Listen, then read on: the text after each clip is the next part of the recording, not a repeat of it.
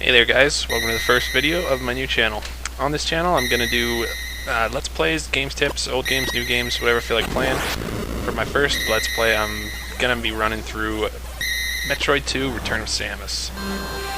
This is probably one of the most, if not the most underrated game in the Metroid series. It's likely considered to be one of the more difficult games in the series to complete just because,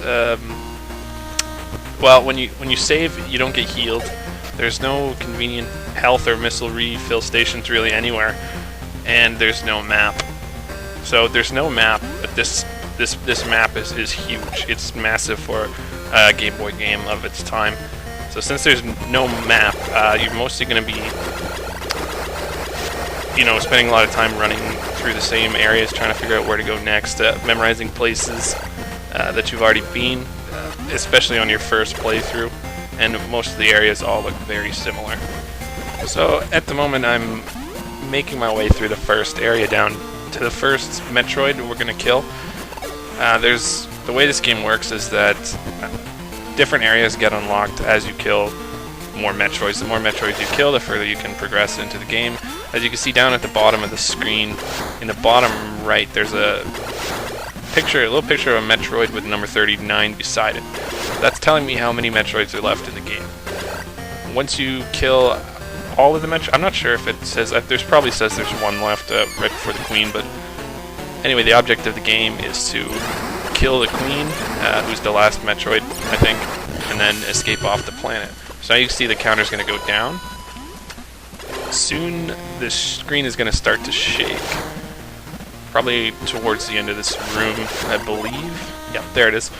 So you can see the screen shaking now. What that means is that somewhere, we haven't seen it yet because I didn't go there, but somewhere on the map, acid is dropping. There's acid in the areas that they don't want you to go to until you have killed a certain amount of Metroids.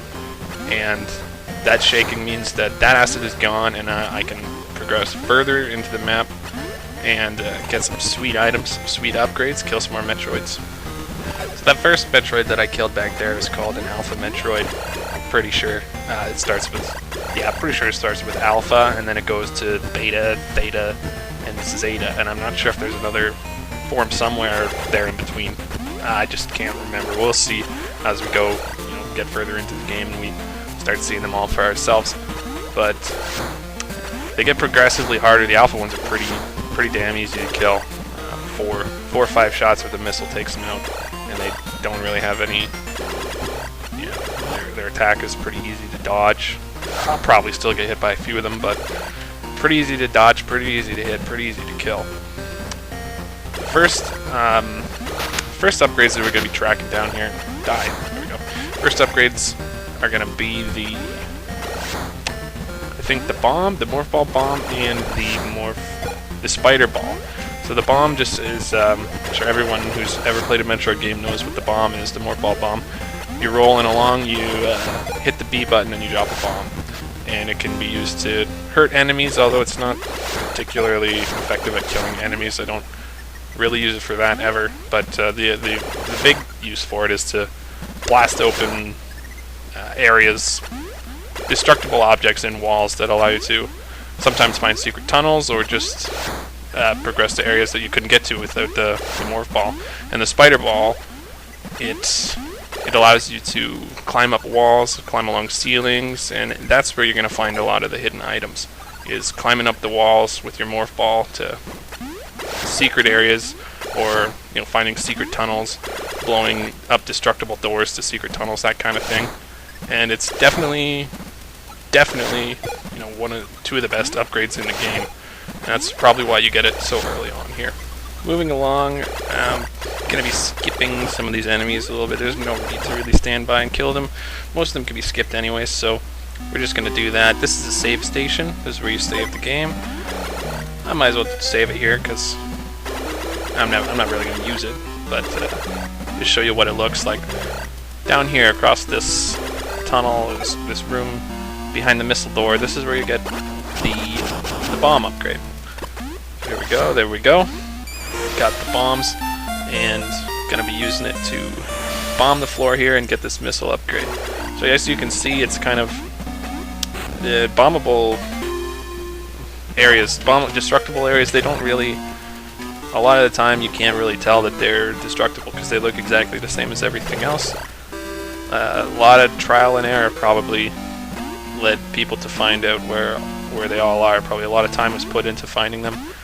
Or maybe they just bought the strategy guide. I don't know if Nintendo made strategy guides back then. It probably did. Or Nintendo Power or something like that. Figure it out. So we got the missile upgrade, we got the bomb, and now we're getting an energy tank. Most of you probably know they are some of the best items in the game, and the energy tanks, they make the game a whole lot easier. A lot of them are hard to find. Some of them not so hard to find. That one was one of the easier ones. So we're going to come into this room now, pick up a couple more missile upgrades. This is this missile upgrade up at the top here is kind of hard to get. You got to time your jump so that you can damage boost off the block and get up. Got it on the first try there, so that's pretty good. So kind of just running around, picking up upgrades and stuff like that right now. You don't have to grab these. I like to do it, obviously, as it makes the game a little bit easier. I'm not sure if I need to go down here. No, I don't need to go down here. You can go down there. If you go to the left, it's pretty similar to the room where I entered to get the bombs. You run across there. I think you get some kind of a gun upgrade. It might be the ice gun or something along those lines. The ice gun or the plasma gun. Whatever it is, you can go and get it. It'll probably make the game easier. There's different spots in the game you can pick up these guns. You can get them all over the place, really. So I just decided not to pick it up there. You can get it later in the game anyways, and I don't think you really need it. I like the blaster gun. Blaster gun's nice. Down here, across here and down this hole, we're going to find the spiderball. And already in the first 10 minutes, we've gotten the bombs and the spiderball, which is going to be invaluable to completing the rest of the game, finding all the upgrades and that. So I'll show you just up here what the spiderball kind of looks like. Just approach down here, and it's kind of slow, but it gets you around. So as you can see, that's going to be incredibly useful, getting around all over the place in this game.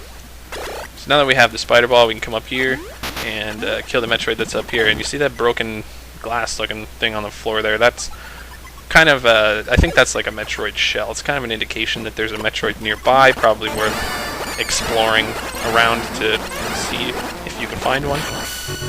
And another one bites the dust. And we're down to 37 Metroids left in the game. So I think I'm going to end the first video right here, and I'll come back with another edition pretty soon, upload it. Thanks for watching, anybody who stayed all the way to the end. I hope you enjoyed it, and see you next time.